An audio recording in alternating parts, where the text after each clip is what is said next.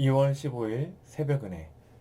오늘 하나님께서 우리에게 주신 말씀은 마가복음 14장 43절에서 52절 말씀입니다. 제가 봉독하도록 하겠습니다.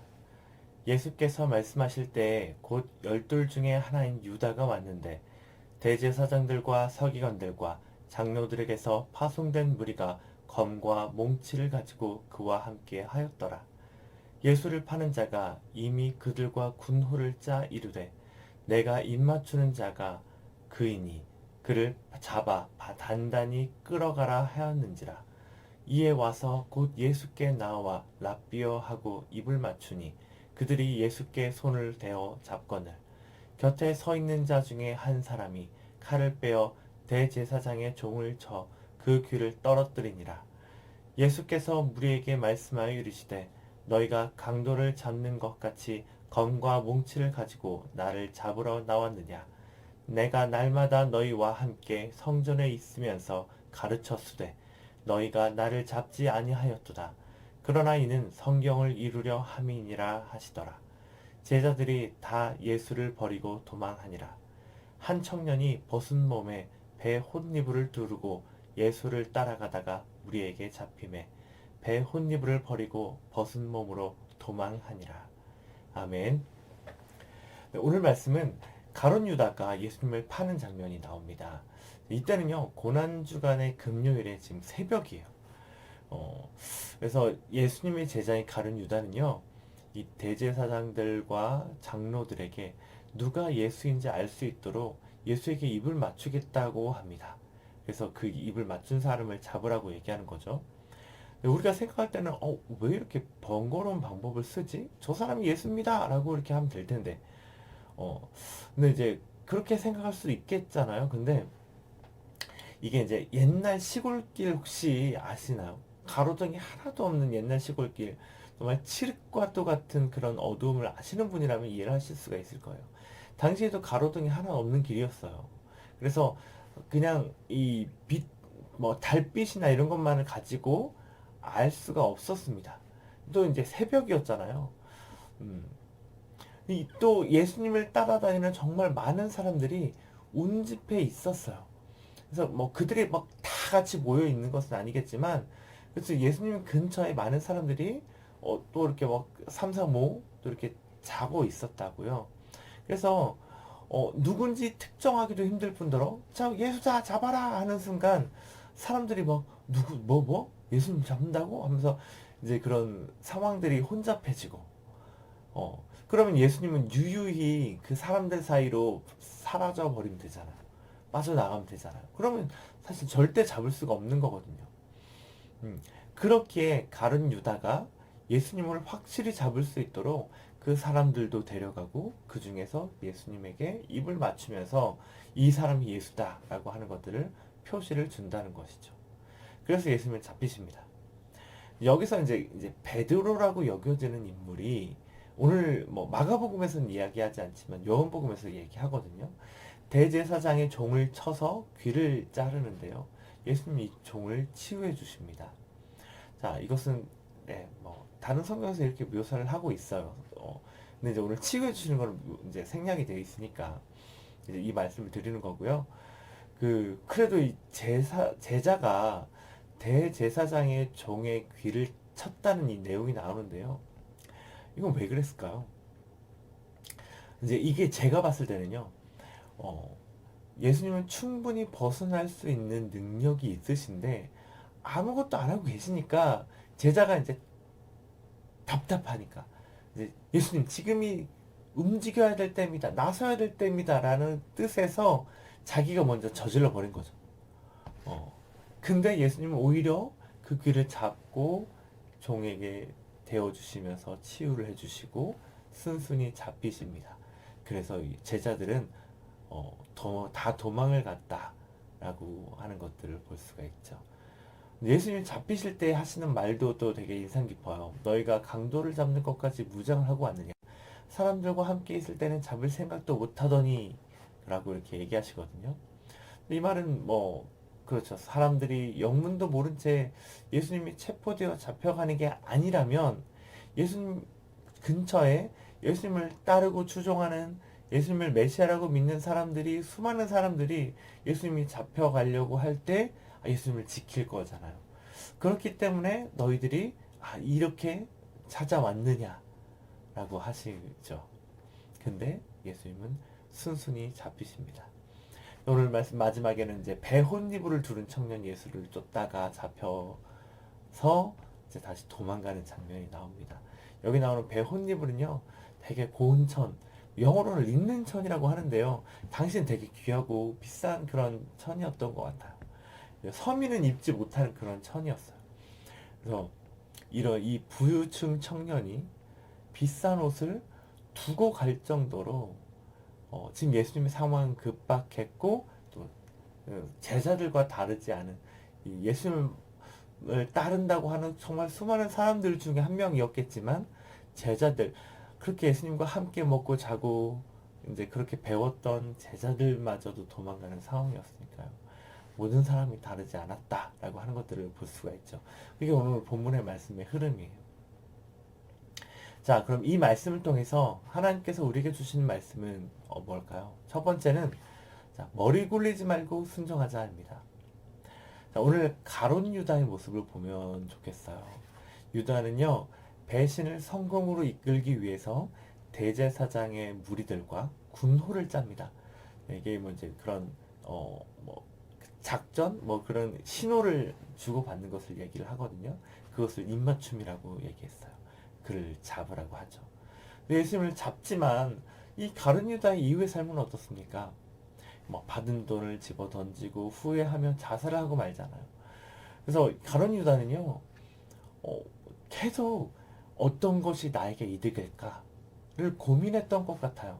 머리를 굴리다가 내린 결론이 바로 배신이었고, 그래서 또 어떻게 잡을까 하는 모습이 오늘 나오고요. 예수님께 입을 맞춰야겠다. 그러면서 이제 자기의 삶이 점점 더 예수님과 멀어지게 되는 거죠. 예수님이 가룟 유다에 대해서요, 예언을 하셨는데 태어나지 않았으면 더 좋았겠다라고 이렇게 말씀하십니다. 어느 것이 나에게 이득일까? 이 머리를 굴리다가요, 그 구원을 잃어버리는 모습이 나오는 거예요. 자, 세상 사람들도 마찬가지입니다. 어느 것이 이득일까? 늘 세상 사람들은 머리를 굴립니다. 이 머리를 굴린다는 말은요, 계산하고 잰다는 말입니다. 계산하기에 어떤 사람하고 지낸 것이 더욱 이득인지, 그래, 그것도 계산하죠. 그래서 이득이 되지 않는 사람들에게는 좀 더 함부로 하는 그런 모습들도 보입니다. 하나님이 우리 중에 누가 구원을 받는 것이 이득일까라고 계산을 하셨다면, 자, 우리 중에 누가 구원을 받는 사람이 있었을까요? 없었겠죠. 근데 그런 구원을 받은 우리 기독교인들도요, 머리를 되게 많이 굴립니다. 어떤 것이 이득인지 교회 안에서도 되게 많이 생각합니다. 계산하고 재보는 것은요, 세상 사람들이 하는 거예요.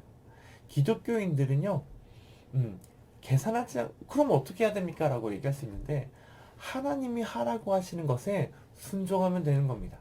그래서 그것을 계산해보고, 하나님이 하라고 하신 것에 그것도 계산해보고, 재보고, 머리를 굴려가며 이것을 순종해야 되는지 말아야 되는지, 그렇게 하기보다 하나님이 하라고 하신 것에 이유 달지 않고, 왜냐하면 하나님이 내게 가장 선한 것으로 주시는 것을 믿기 때문에, 그래서 그 하나님의 음성에 순종해야 된다는 겁니다.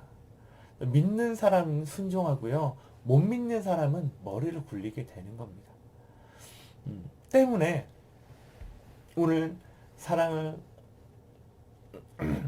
우리 사랑하는 행복을 전하는 교회 모든 성도님들은 주님의 말씀에 머리 굴리지 말고, 계산하고 재보지 말고 믿음으로 기꺼이 순종하는 모습으로 하나님께 나아갔으면 좋겠습니다. 아멘. 자, 오늘 말씀 두 번째 주시는 하나님의 말씀은요, 내 뜻대로 이루어지지 않아도 하나님의 뜻일 수 있다 입니다. 자, 오늘 대제사장의 종에 귀를 친 제자는요, 예수님에게 지금이 싸워야 할 때라고, 군사적으로 일어나야 될 때라고 이렇게 신호를 준 것이라고 얘기했잖아요. 근데 그것은요, 지금까지 이어져 온 제자들의 예수님을 향한 그런 정말 꾸준한 태도였거든요. 누가 먼저 될 것이냐, 항상 전쟁으로 승리할 것에 대한 그런 기대를 가지고 있었어요. 그래서 당당하게 종의 귀를 친 것이었죠. 근데 제자들의 기대는 무엇이었을까요?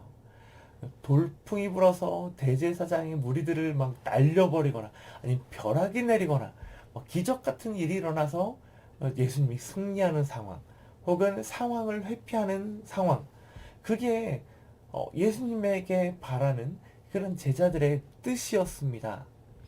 그런데 예수님이 말씀하시는 것은 49절 후반부에 성경을 이루려 하기 때문에 내가 잡혀야 된다라고 하는 것입니다. 예수님의 잡히심은요, 성경에 예언되어 있는 하나님의 뜻이었습니다. 근데 이것은 제자들과의 뜻과는 달랐죠. 그래서 내 뜻과 다른 이 모습을 목도했을 때 제자들이 어떻게 했습니까? 도망갔어요.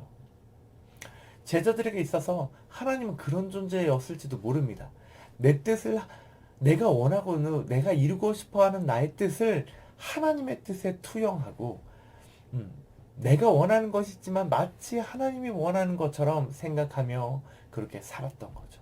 근데 그것이 이루어지지 않는 것을 보니까 도망가는 겁니다. 오늘날 하나님 앞에 우리의 기대는 무엇입니까? 우리는 무엇을 기대하며 하나님을 따르고 있습니까? 내가 하나님께 기대하는 것이 과연 하나님이 기대하는 걸까요? 아니면 하나님의 뜻일까요? 아니면 내가 기대하는 걸까요? 자녀가 잘 되는 것이나 내가 잘 되는 것, 나에게 이런 번영과 복이 오는 것이 하나님의 뜻이라고 생각하면서 그렇게 되면 내가 더 하나님을 잘 섬길게요. 그러고 있지는 않습니까? 근데 그것이 하나님의 뜻이 아니라고 할 때, 나의 번영이 하나님의 뜻이 아니라고 할 때 우리는 어떻게 하겠습니까? 이런 상황일 때 예수님은 이 겟세마네 동산의 이 기도에서 그 본을 보이셨습니다. 내 뜻대로 마옵시고 아버지의 뜻대로 하옵소서. 그래서 오늘 제자들이 예수님 바로 지금입니다 하고 이렇게 종의 귀를 쳐서 신호를 주어도 오히려 종의 귀를 치유하시고 순순히 잡히는 하나님의 뜻을 선택하는 것입니다. 자, 내 뜻이 하나님이 원하시는 것이 아니구나라고 깨달았을 때, 우리가 취할 이 태도는요, 그럼 난 안 믿어가 아니라 내 뜻대로 마옵시고 아버지의 뜻대로 하옵소서. 그 예수님의 본을 따라야 되는 겁니다. 당연히 그리스도인들도 자기가 잘 되는 게 좋죠. 그리스도인들도 향락과 유흥 이런 다 좋죠. 근데 내 이웃을 내 몸처럼 사랑하는 것이 그게 좋아서 하는 사람이 어디 있습니까? 근데 그것이 내 뜻이 아니라 내 뜻대로 살아가는 것이 옳은 게 아니라 아버지의 뜻대로 살아가는 것이 옳은 것이고 그것이 필요한 것이니까 내가 내 이웃을 내 몸처럼 사랑해야 되는 것이 아니겠습니까? 그래서 오늘 말씀의 제자들처럼 내 뜻이 하나님의 뜻과는 다르다는 것을 발견할 때 내가 실망하고 돌아서고 도망가는 것이 아니라 내 뜻대로 마옵시고 아버지의 뜻대로 하옵소서 라고 하며 순종하며 나아가는 행복을 전하는 교회 모든 성도님들 되셨으면 좋겠습니다. 제가 기도하겠습니다. 하나님 아버지 감사합니다. 오늘 말씀을 통하여서 우리에게 말씀하여 주시니 감사합니다. 주님, 내 뜻과 다른 하나님의 뜻을 목도했을 때 마치 내가 원하는 나의 뜻이 하나님의 뜻인 것처럼 생각했는데 그것과 다른 하나님의 뜻을 발견했을 때 내가 제자들처럼 도망가지 아니하고 예수님이 보였던 모습처럼 순종하며 나아가는 그런 우리가 되길 원합니다. 가룟 유다처럼 머리 굴리지 않고 세상 사람들처럼 머리 굴리지 않고 하나님이 나에게 가장 좋은 것으로 주신 것을 믿으며 주님의 말씀에 순종하는 오늘 하루 될 수 있도록 우리의 삶을 지키시고 동행하여 주시기를 간절히 원합니다. 예수님의 이름으로 기도합니다. 아멘.